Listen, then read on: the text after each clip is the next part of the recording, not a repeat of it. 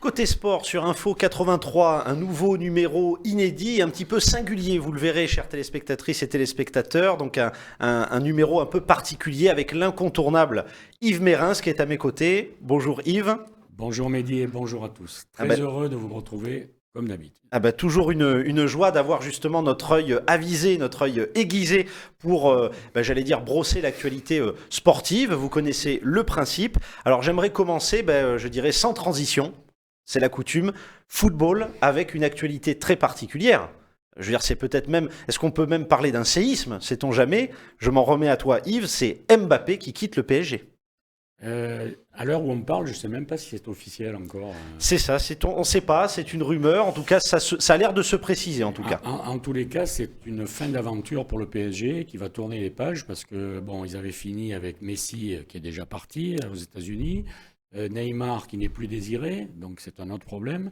Et maintenant, Mbappé qui ne veut pas prolonger son contrat, donc ils se disent à un an de la fin, soit on récupère 200 millions, soit ça sera une poignée de main l'année prochaine. Alors tu Et penses puis, c'est une page qui se tourne pour le PSG? je pense, oui, je pense que c'est une page qui se tourne et puis après ils vont partir sur quel modèle, parce que je pense qu'ils se sont toujours trompés, moi, depuis le début, malgré les millions, voire les milliards. Donc, stratégiquement, ils n'ont pas été bons. Donc maintenant, est-ce qu'ils vont changer d'option? Est-ce qu'ils vont se lancer dans un truc un peu plus sérieux avec des vrais joueurs et pas du bling-bling? Donc voilà, je leur souhaite le meilleur, même, bon, c'est pas mon club de cœur, mais bon, tant pis. Mais pour le football français, je leur souhaite le meilleur. Mais je pense que ça va être un peu compliqué pour eux maintenant, quoi. Alors c'est l'occasion de rappeler pour nos téléspectateurs qu'effectivement le PSG, ça a toujours été le postulat fort d'un budget colossal, en tout cas qui est complètement disproportionné par rapport au championnat en France. Force est de constater qu'ils n'arrivent pas, en tout cas en Ligue des Champions, à s'imposer, à se démarquer. Et est-ce que selon toi ça va être encore plus difficile, là maintenant qu'ils sont contraints de changer de format, ou est-ce qu'il y a encore un espoir peut-être? Non, mais ils n'y arrivent pas en Ligue des Champions. Oui. Ça, c'est une évidence. Même tout le monde peut le comprendre. Mais le problème, c'est que cette année, ils sont champions Eh oui. avec un point d'avance sur Lens. Absolument. Donc, quand on voit les budgets du PSG et les budgets de Lens, on se dit qu'il y a quelque chose qui ne tourne pas rond dans cette planète football, quoi. Ils étaient à l'agonie cette année, vraiment, hein. C'est vrai, Alors, tu bon, sens un déclin pour le coup. moi, je veux bien que la Coupe du Monde au milieu d'une saison, c'est pas la panacée, c'est sûr. Mais bon, quand on a les moyens du PSG, on peut avoir 2 équipes, voire 3 équipes. Et oui. Donc, si on a une bonne, si la mayonnaise prend bien, ils doivent écraser quand même le championnat, même une année de Coupe du Monde. Et comme tu le disais, et tu le disais souvent sur notre plateau, le football, c'est pas qu'une question de budget, c'est aussi une question de groupe, finalement. De groupe, d'environnement sportif, etc. Lens a donné une leçon magnifique, comme Montpellier à l'époque, comme Lille il n'y a pas si longtemps. Voilà, on peut battre le PSG, même avec tous ses avantages financiers. Donc ça a tenu à pas grand-chose. Un point, vous vous rendez compte, un point. Et je me C'est vrai. rappelle du match PSG-Lens où il y a un Lensois qui est expulsé très rapidement. Si ce jour-là, Lens bat le PSG, la musique n'est pas la même. Absolument. L'occasion, quitte à parler du PSG, on est obligé de parler de l'OM. Et pour toi, alors je te sais en plus aficionado, on va dire, de l'OM, c'est une 3e place pour l'OM. C'est le minimum syndical. Voilà. Ils auraient dû être seconds. Ils sont battus par un Lens qui est extraordinaire. Donc c'est tout à fait justifié. Là aussi, moi je ne crois pas du tout en ce projet. Je pense que contrairement à beaucoup de Marseillais qui portent au nu Pablo Longoria, le président, moi je pense qu'ils sont en train de faire une espèce de trafic. Là. Il a nommé un Espagnol dans tous les bureaux. Là, il vient de prendre un entraîneur espagnol, un de ses amis, à des salaires mirobolants. Les fameux entraîneurs mercenaires, comme tu dis. Oui, encore un. Les 3 derniers, ils ont été de passage. Et en plus, C'est vrai. En plus, ils ne sont même pas élégants dans leur départ. C'est-à-dire qu'il faut un bras d'honneur au club et au public marseillais. C'est vrai, qu'ils n'ont pas eu l'art et la manière. Igor Tudor, que tout le monde a encore badé, voilà, il est parti comme un voleur. On ne sait pas où il est, on ne sait pas ce qu'il va faire. Bon, alors que tout le monde disait, on en a pour 3 ou 4 ans, nouveau football, on se régale et tout ça. Bon, personnellement, je ne me suis pas régalé. C'est pas le football que j'aime. Donc, encore une fois, est-ce qu'une page aussi se tourne pour l'OM? Oui, mais bon, depuis que je suis né, il n'y a que des pages qui se tournent. Ce serait bien qu'elle s'écrive maintenant. Je ne suis pas étonné, mais de temps en temps, l'histoire est très belle quand même. Hein, Absolument. C'est un club qui a des titres, qui a gagné des championnats, des coupes, qui est le seul club français qui a gagné une Coupe d'Europe quand même. Il faut le dire, bien sûr. La grande, hein, pas la petite du PSG. Oui. Bon, donc, la vraie, quoi. Hein. Donc, bon, c'est quand même un club qui a une très, très belle histoire et qui a même des histoires singulières. Je regardais hier soir sur Canal un documentaire sur les Minots. Oui. Extraordinaire. C'est vrai. J'ai fini, j'avais les larmes aux yeux. Ils ont refait 3 ou 4 ans d'un sauvetage de club qui était irréel, avec les gamins de la Gambardella, les juniors. Oui, bien sûr. Ils ont sauvé le club. Et 40 ans après, ils en ont fait un magnifique documentaire. Je vous conseille 2 documentaires en ce moment. Celui-là, qui passe sur Canal, et un qui passe sur l'Équipe. C'est sur la vie de Christophe Dominici. Oui. Fabuleux. Fabuleux.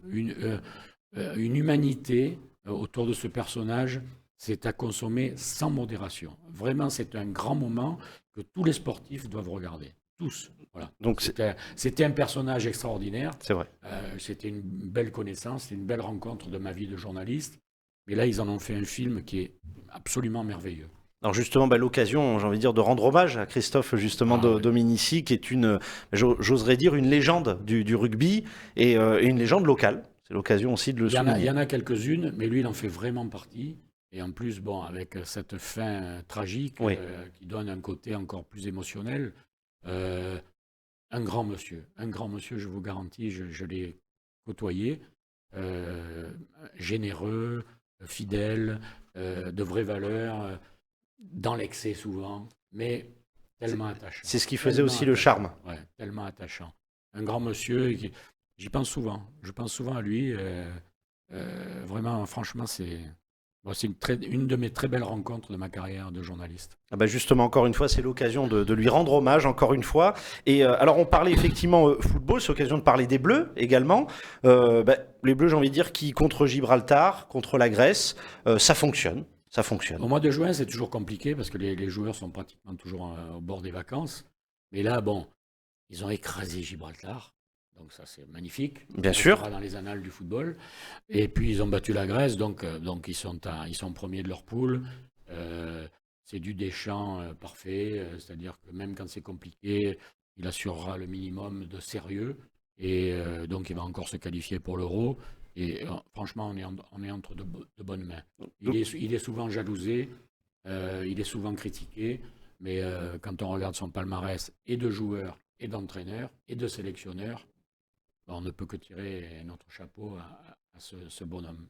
On peut dire l'homme de la situation, en plus, dans la durée. Oui, et pourtant, ce n'est pas toujours tous les jours facile, parce que, on le sait, hein, il y a Zidane qui est dans l'ombre, qui attend ça depuis dans les starting blocks. Des années. Il n'a pas de banc, il n'a pas de club en ce moment. Donc il n'a jamais caché que son but c'était de prendre les Bleus. Bon, il faut qu'il soit encore un peu patient, qu'il attende encore 1 an ou 2. Quoi. Voilà, donc ça fait déjà 2 ans d'ailleurs que Zinedine Zidane attend. Ouais. Est-ce qu'on peut dire qu'il ronge son frein ? On peut le voir comme ça ? Ouais, même s'il ne l'avoue pas. Oui. Connaissant un peu le champion qu'il est, rester dans l'ombre, ça ne doit pas lui faire plaisir. Et puis, Didier, pardon, mais il a des résultats. Hein. Sur les 2 dernières Coupes du Monde, il est champion du monde et finaliste. C'est un fait. Et ça passe à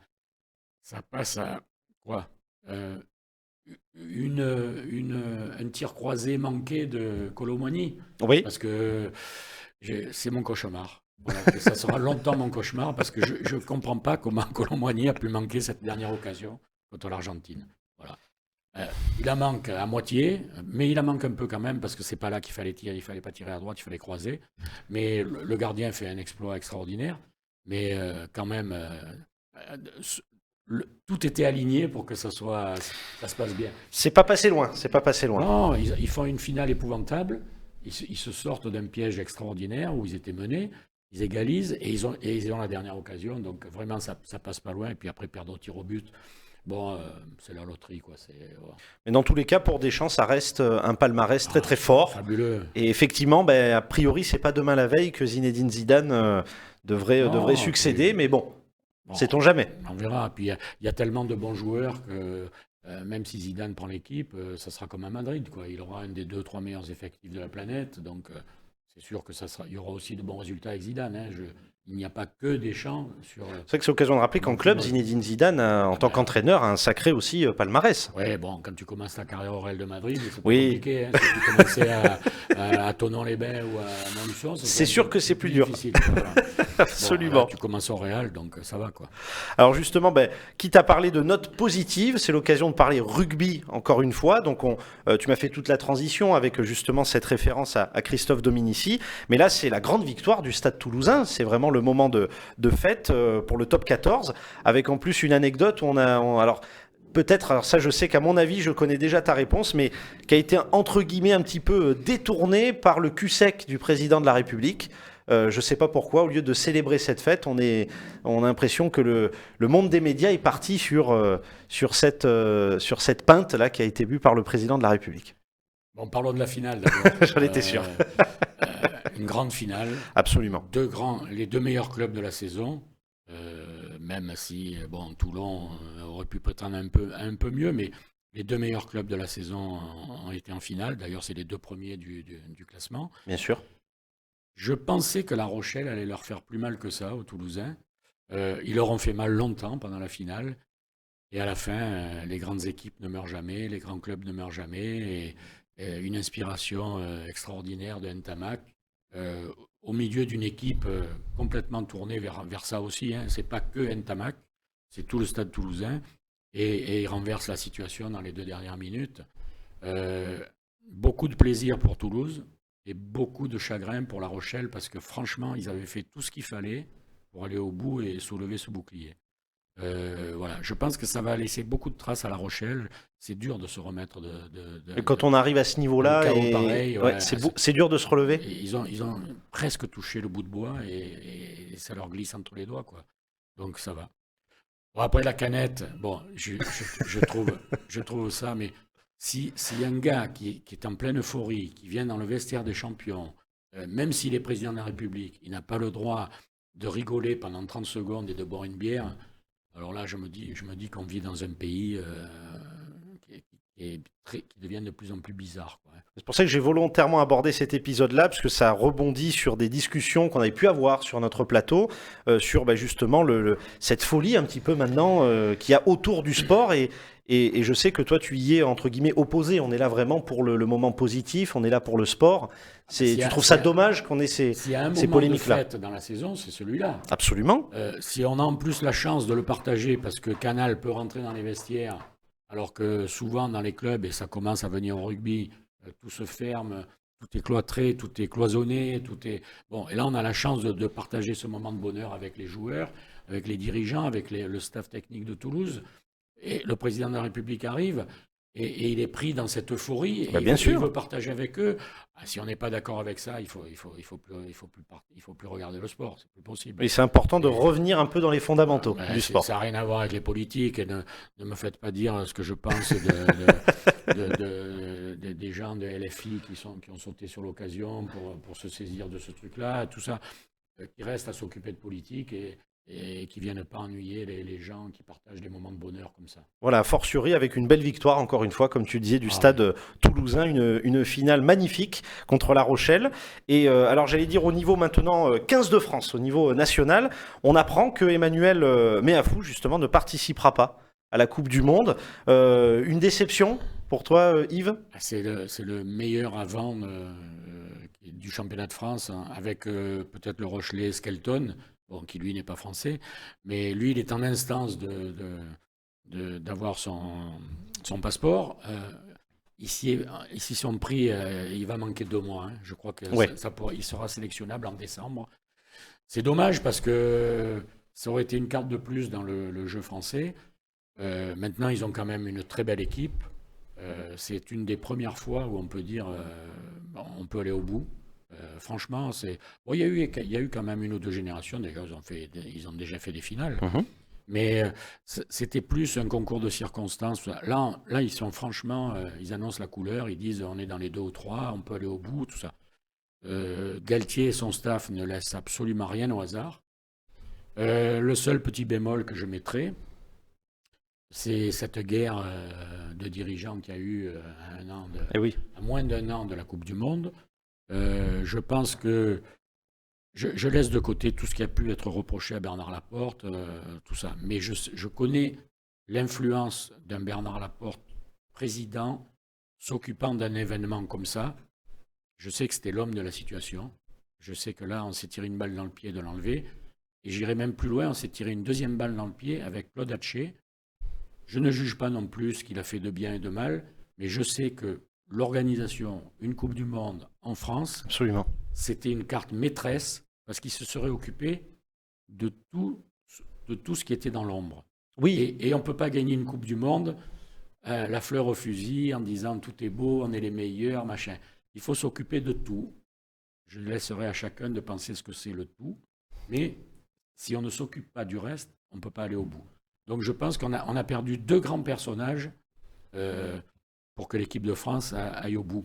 Ça, peut-être qu'ils seront champions du monde, je leur souhaite. Bien sûr, mais on espère. Je sais que ça sera plus difficile que si ces 2 personnes étaient restées. Oui, justement, comme tu dis, bon gré mal gré, ça reste deux personnages importants, des personnalités du monde du rugby français. Donc, voilà, justement, on sait que... On est un pays quand même paradoxal. Là, je connaissais pas cette ministre des Sports, mais depuis qu'elle est là, le foot a explosé, le rugby a explosé. Il y a 2 ou 3 autres sports où c'est très compliqué. Elle cherche quoi là? Elle cherche la révolution dans le sport français. Elle cherche quoi? Je sais pas. Tu sens que là, on est sur une période iconoclaste. Peut-être que c'est nécessaire, mais est-ce qu'il fallait le faire en ce moment? Voilà, en ce moment. Oui, est-ce que le contexte s'y prêtait? Le calendrier me paraît un peu compliqué. Je pense qu'on aurait pu leur laisser préparer leur Coupe du Monde tranquille au foot, leur Coupe du Monde tranquille au rugby, et puis régler les comptes après, quoi. Mais franchement, j'ai pas dans ma mémoire un autre cas d'un autre pays faire ça à la veille de grands événements. Là, qu'est-ce qu'elle va nous inventer? Elle va nous remettre en question les Jeux Olympiques aussi. Non, je ne sais pas, tout peut arriver. Hein. Il y a des fédérations dans les Jeux Olympiques. Il y a des... Bon, je sais que... Bon. Alors, événement très attendu pour le coup aussi, les Jeux Olympiques de 2024. Football et les Jeux Olympiques, il n'y a rien de mieux. Hein. Donc, les Coupes du Monde de rugby. Donc, les Jeux Olympiques et la Coupe du Monde de rugby sont organisés chez nous. Absolument. Bon, la Coupe du Monde, on était tenant du titre, on va en finale. Donc là, je crois que le sport français est au maximum. C'est l'occasion pour la France de rayonner. Et je n'oublie pas d'autres sports. Hein. Il y a le basket réussi, le handball réussi. Bon. Après, il y a 2 sports qui m'inquiètent, c'est le tennis et le golf. On a les meilleures infrastructures du monde et on n'arrive jamais à sortir quelqu'un. Donc là, il faudra qu'on m'explique un jour ça. J'espère que je vivrai assez vieux pour voir... il n'y a pas de raison. Le nouveau Noah ou le premier golfeur oui. du niveau mondial. Français. Bon, il y en a eu quand il y avait 300 golfeurs qui jouaient dans le monde. Il y en a eu 1 ou 2, mais bon, là, depuis un moment, il n'y a plus rien. Quoi. Ce sera l'occasion. Alors, tu parlais de basket, justement. La transition est toute faite avec, j'ai envie de dire, l'étoile montante du basket en France. C'est le jeune Wembanyama. Et sa signature, j'ai envie de dire, est-ce que vraiment c'est une surprise, cette signature aux Spurs de Wembanyama? On s'y attendait. On s'y attendait, c'était plus ou moins annoncé, parce que bon, il y a d'abord un classement, des clubs qui ont le premier choix. On savait que le premier choix, ça serait les Spurs. Et on se doutait que Wembanyama serait numéro 1 de la draft. Donc, c'était à peu près écrit. Maintenant, bon, ça s'est confirmé. Il a fait une saison extraordinaire à Boulogne-le-Valois. Il a commencé sa carrière en équipe de France. C'est un phénomène. Franchement, depuis Tony Parker, on n'a pas eu le même niveau de jeu, de joueur. Tony Parker, c'était un petit meneur de jeu. Lui, c'est un immense pivot. Hein. Un jour, on m'explique 2m21, des fois 2m24. Bon, j'ai suivi toute la saison de Boulogne-le-Valois parce qu'il jouait...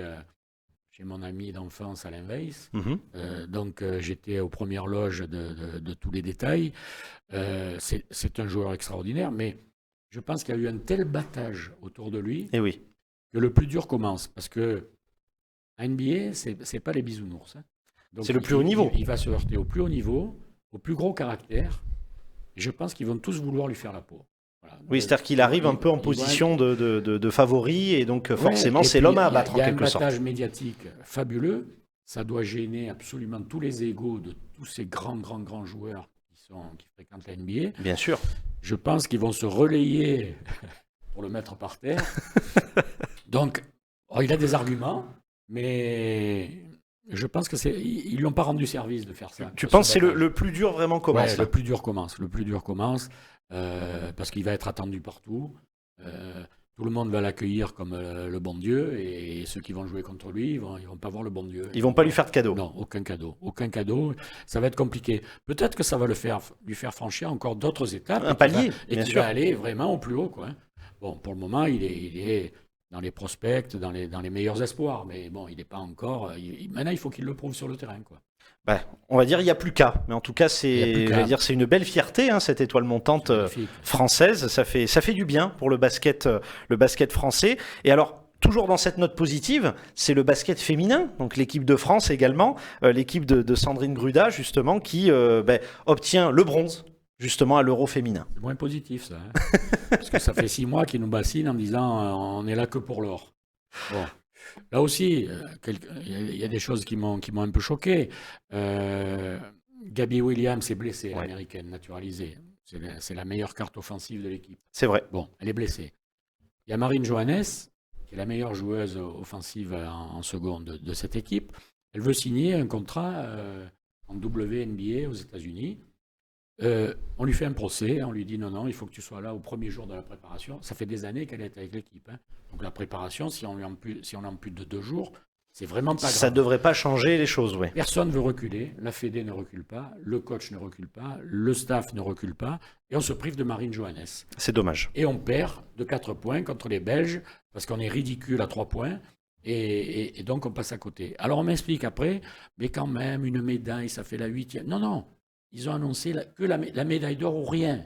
C'est vrai. Ben, maintenant C'était qu'ils le assument. discours. Ils assument. Ce matin, je lisais toutes les réactions. On avait beaucoup de gens contre nous, on a quand même fait le taf, on a la médaille. Oui, la médaille de bronze. Ils étaient là que pour l'or. Donc je vais leur rafraîchir la mémoire et leur expliquer que c'est eux qui nous avaient annoncé. Et quand on annonce l'or, déjà il faut être gonflé pour annoncer ça. Mais en plus, il ne faut pas se priver de la meilleure joueuse quand même. Ah ben c'est un peu antithétique, oui, de se passer de deuxième- ce talent-là et d'annoncer la victoire. Deuxième bémol, la petite Iliana Rupert se blesse, qui est un bijou de joueuse, la fille de Thierry Rupert, que j'ai bien connue aussi et qui est malheureusement décédée bien trop vite. Iliana se blesse à l'épaule.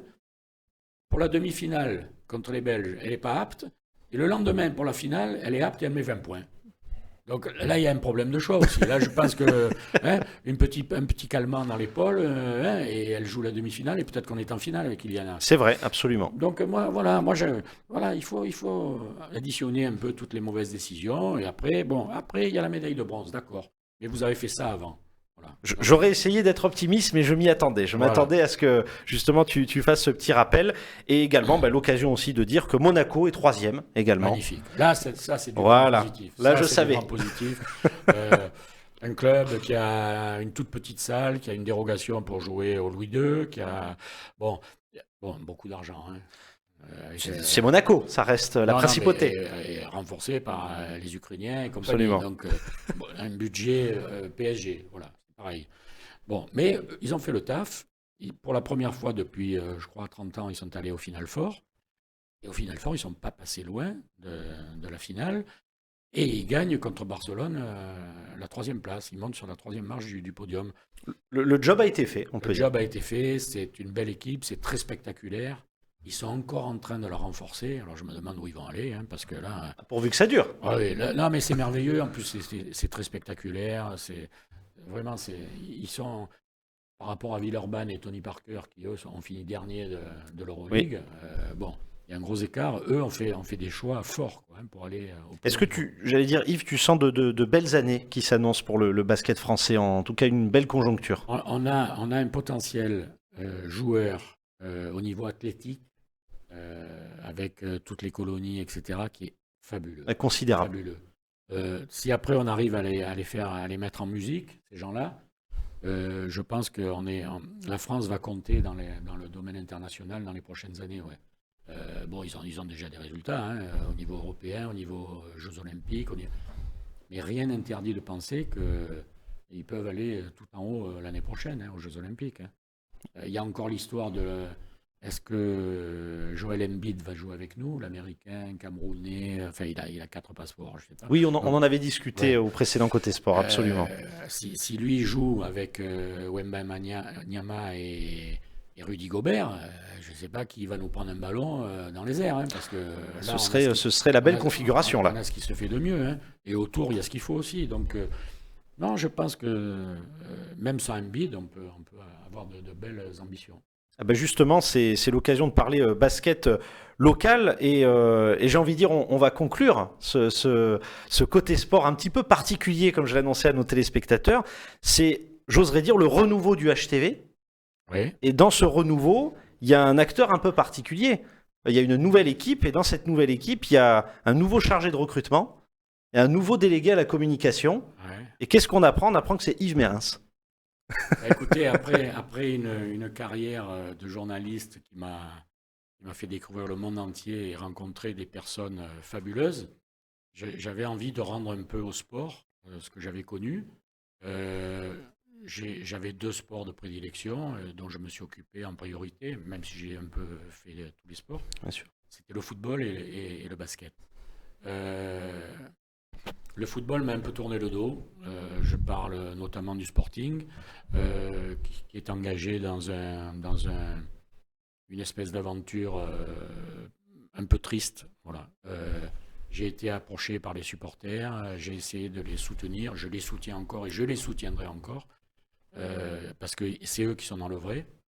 J'ai rencontré dernièrement des anciens du club sur une ou 2 belles soirées. On pense tous la même chose. Donc il y a vraiment une autre page à écrire et il ne faut pas l'écrire avec les gens qui sont à la tête du Sporting aujourd'hui.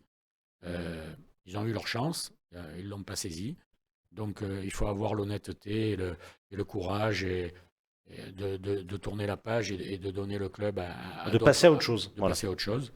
Donc j'ai pas pu le faire, on ne m'a jamais demandé et je ne suis pas demandeur. Et puis j'ai rencontré, puisque je suis aussi, vous le savez, le basket, j'ai rencontré des gens extraordinaires. J'ai rencontré Mathieu Périmont, qui est un avocat, un de mes amis à Toulon, qui a voulu se lancer dans l'aventure. J'ai rencontré Pierre Donadé, qui est un des patrons de l'URSSAF, qui veut se lancer aussi dans l'aventure. Je pense que c'est un gage de sérieux, on ne peut mieux.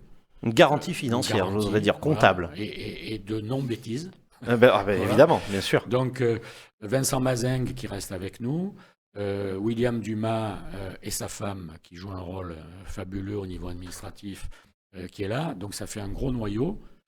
Et la première, on a eu déjà 2 victoires. La première, c'est qu'on a réussi, avec un dossier très bien construit, à sauver le club en National 1, alors qu'il devait descendre. Donc là, on gagne un cran, ce qui est énorme. C'est considérable. Ce qu'avait fait Gilles Garcia de monter de N2 en N1 était absolument remarquable et fabuleux. Et il a quitté le club le soir de la montée. Donc, on n'y est pour rien, malheureusement. Mais il est parti. Mais il avait fait quelque chose de bien, et je tiens à le dire. C'est important. Très, très ouvertement. Et donc, on devait redescendre. Et là, on a sauvé le club donc, sur ce dossier.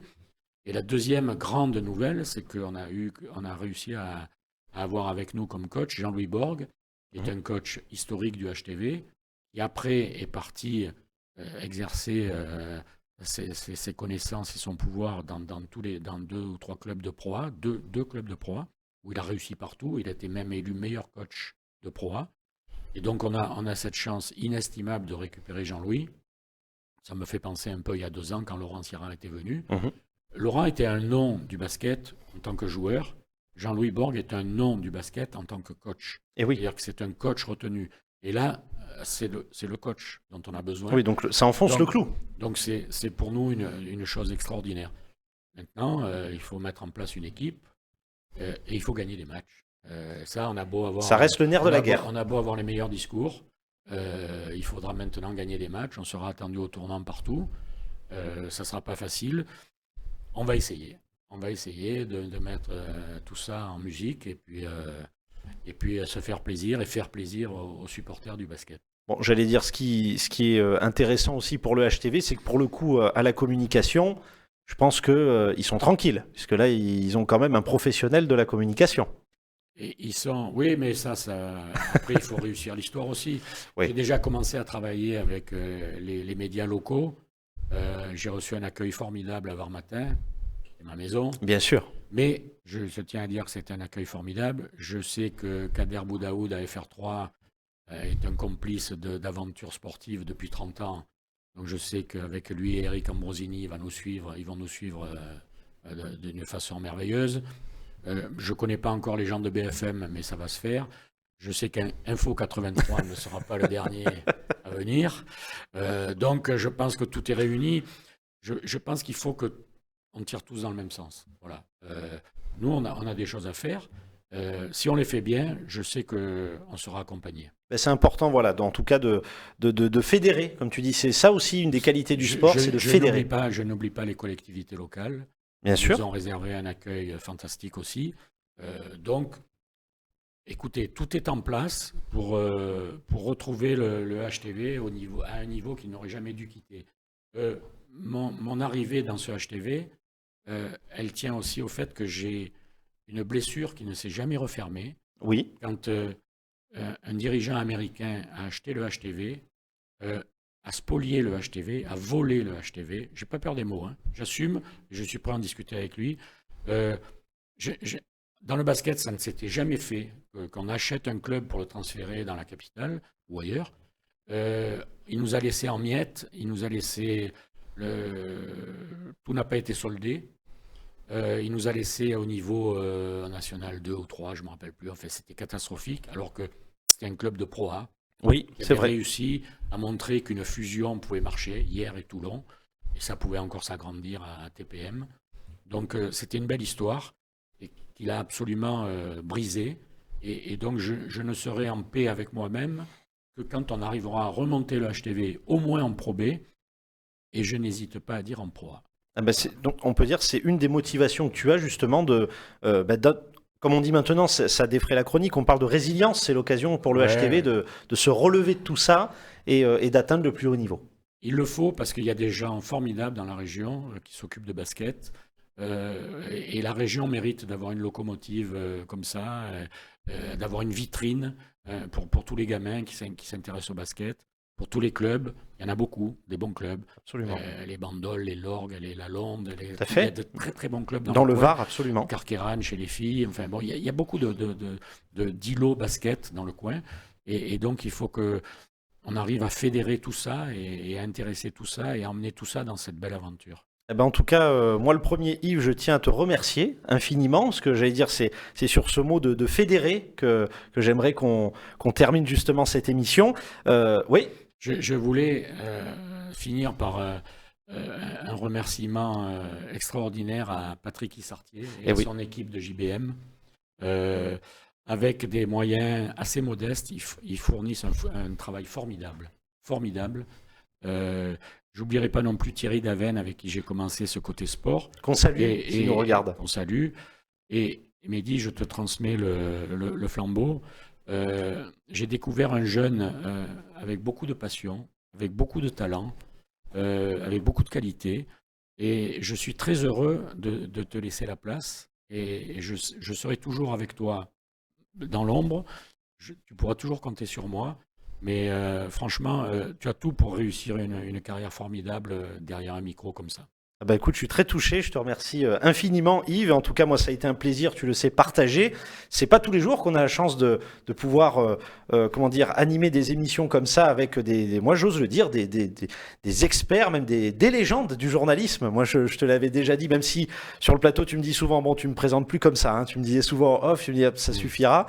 Mais en tout cas, c'est un vrai plaisir et l'occasion aussi, tu as raison, de remercier Patrick Issartier. Donc, rappel aussi pour les téléspectateurs Je voulais le dire parce que j'aurais moins honte que lui, mais Patrick mérite d'être soutenu, accompagné. Oui. S'il y a des gens qui croient en cette belle idée de ce type d'information, qui n'hésitent pas à le contacter, à l'aider, ce n'est pas des sommes extraordinaires, mais ça lui arrangera un peu la vie. Et franchement, j'en ai croisé des gens, hein, mais des comme lui, il n'y en a pas beaucoup. Et il mérite vraiment d'être aidé, accompagné et de réussir. Parce que cette émission et ces émissions que vous animez, elles peuvent aller encore bien plus haut que ça. bien plus haut que ça. Vous êtes dans le vrai. Donc continuez, n'abandonnez jamais, ne baissez pas les bras.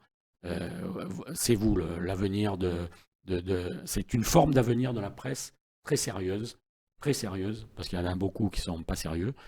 Donc n'hésitez pas, foncez. Voilà, c'est le mot que je veux vous dire, foncez. Ah bah merci infiniment. Le rappel pour nos téléspectateurs qui découvriraient Info 83, Patrick Issertier, le responsable d'Info 83 et JBM. Donc on est très heureux. On ne serait pas là, en tout cas, s'il n'y avait pas ce démurge, comme on dit. C'est lui l'artisan qui a créé justement ce média. Et on est très heureux d'avoir pu partager justement tous ces côtés sport avec Yves Mérins. Une page se tourne. On peut le dire aussi là également. Et on a envie de dire, on l'a dit tout au long de l'émission, il ne reste plus qu'à écrire une autre histoire. Mais en tout cas, on sera très heureux de te recevoir, Yves.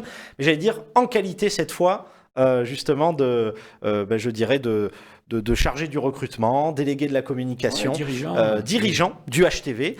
Ouais. Et là, attention, tu vas passer de l'autre côté. Donc là, Et là, s'il y a des coups de griffe à donner, je compte sur toi. Ah ben, voilà. Je suis allé à bonne école. Je suis allé à l'école Yves Mérins. Donc, je suis très heureux. Donc, un grand merci à toi, Yves, pour toutes ces années, justement, avec Côté Sport. Un grand merci à vous, chers téléspectateurs, pour votre fidélité. En tout cas, l'aventure ne s'arrête pas là. La page se tourne. Un dernier mot, Yves, pour conclure. Merci à tous. J'ai passé des moments formidables. J'ai eu des retours extraordinaires, très sympas. Merci beaucoup. Merci du fond du cœur à tout le monde. Et merci à toi, Yves, encore une fois. Merci à vous, chers téléspectateurs, pour votre fidélité. On continue l'aventure et à très vite sur Info 83.